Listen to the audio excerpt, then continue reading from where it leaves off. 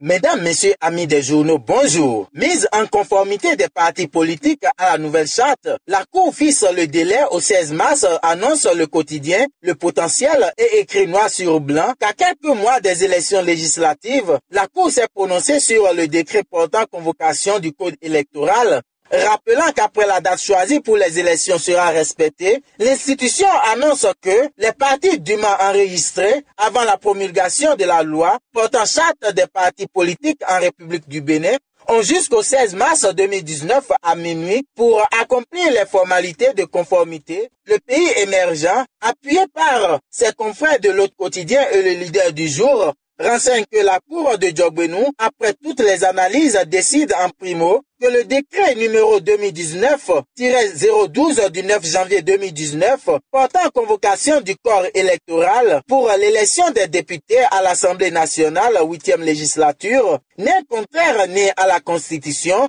ni à la loi numéro 2018-23 du 17 septembre 2018 portant charte des partis politiques en République du Bénin. Secondo, en l'état, la demande du report des élections législatives fixée au 28 avril 2019 est rejetée.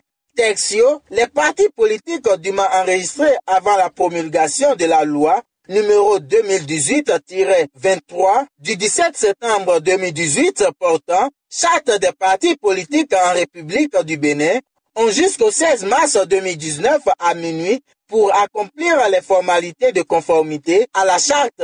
Et enfin, les partis politiques qui envisagent de présenter les candidats aux élections législatives doivent se conformer aux dispositions de la loi numéro 2018-23 du 17 septembre 2018 portant charte des partis en République du Bénin à la date fixée pour le dépôt de la liste des candidats pour la production de certificats de conformité aux dispositions de la charte des partis politiques délivrés par le ministre de l'Intérieur et de la Sécurité public. Saturnin Rumpert, quant à lui, vient avec sa vision et écrit dans son journal, après analyse du recours et des arguments au regard des exigences de la loi en vigueur en la matière et de la Constitution, les sages ont décidé que la date initialement prévue pour les élections législatives soit maintenue, que tout parti politique dûment enregistré avant la promulgation de la dite loi a jusqu'au 16 mars 2019 à minuit pour accomplir les formalités de mise en conformité. Ceux qui envisagent de présenter à l'élection des députés à l'Assemblée nationale du 28 avril 2019 doivent, pour être conformes au code électoral, avoir accompli cette mise en conformité à la date fixée pour le dépôt de la liste des candidats par la production de certificats de conformité aux dispositions de la charte des partis politiques délivrée par le ministère de l'Intérieur. C'est donc désormais une disposition connue et qui interpelle les partis politiques face à leurs responsabilités et rassure toutes les classes politiques béninoises. Et parlant des élections législatives, le PLP s'engage officiellement avec l'USL. Dans une déclaration de presse rendue publique le vendredi 1er février 2019, le Parti pour la libération du peuple de Léonce Rumbadi s'est engagé officiellement aux côtés du parti de l'Union sociale libérale USL de Sébastien Adjavon. Informe le pays émergent à la page 2 de sa parution du 4 février 2019. Le même quotidien revient et affiche en manchette « Échec de la liste unique de l'opposition en vue des prochaines élections législatives ». L'USL dénonce, accuse et prend ses responsabilités. Dire la vérité aux populations et expliquer que l'opposition peut gagner avec 2 listes. Le quotidien Best Info, pour sa part, nous apprend qu'après avoir succombé au spectre de la division, l'opposition peine à s'illustrer sur le terrain. Et écrit, les partis de la mouvance ont su bien négocier ce virage avec 2 blocs, en plus de l'UDBN de Claudine Prudencio et du PRD.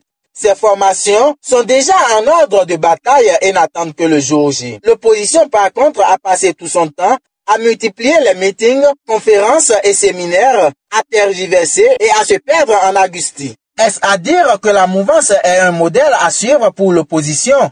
En tout cas, pour un modèle, il faut croire que le Bénin en est un en matière de transparence de la gestion budgétaire. Du 31 janvier au 1er février 2019 à Dakar, s'est tenu un séminaire régional sur la transparence budgétaire en Afrique francophone, la République du Bénin, à travers le ministre de l'économie et des finances, Romiade Wadahi, a été révélé au monde comme un exemple en matière de bonne gouvernance. Nous apprend le quotidien Le Meilleur, qui note que le Bénin a reçu les satisfecits des pays participants ainsi que des partenaires techniques et financiers, puisqu'ayant opéré de nouvelles innovations en matière de bonne gouvernance. Et c'est à juste titre qu'il s'est retrouvé à la place du leader en 2018, déloquant ainsi en Afrique francophone le Sénégal qui a occupé la première place lors de l'évaluation de 2017.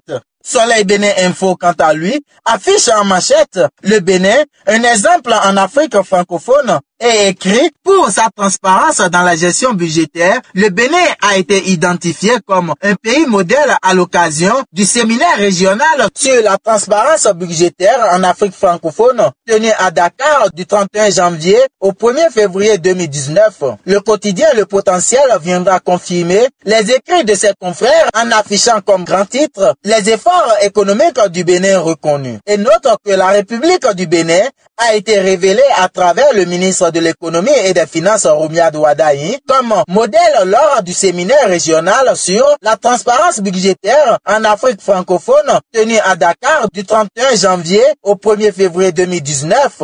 Et puisqu'on doit toujours encourager les meilleurs, la presse du jour nous annonce qu'à l'occasion de la première édition de la Journée nationale du contribuable initiée par la Direction générale des impôts le 31 janvier 2019 à Cotonou, la Société béninoise d'énergie électrique SBEE a été hissée au rang des grandes entreprises. C'est une reconnaissance qui est possible grâce aux efforts louables consentis par le directeur général de la SBEE, Laurent Tossou. Constate l'auteur de l'article et met en manchette les efforts du DG Laurent Tossou reconnus. L'informateur de Roch Rouanou, dans son rôle de renseigner, affirme que la Direction générale des impôts décerne un prix à Franck Poutiemin au nom de l'UPMB et constate que la Direction générale des impôts a initié une belle manière pour célébrer les meilleurs contribuables et qu'au-delà des entreprises, les partenaires de la Direction générale des impôts qui, de par leur collaboration, ont contribué à l'atteinte des résultats, ont été primés. C'est le cas de l'Union des professionnels des médias qui a reçu un prix pour sa participation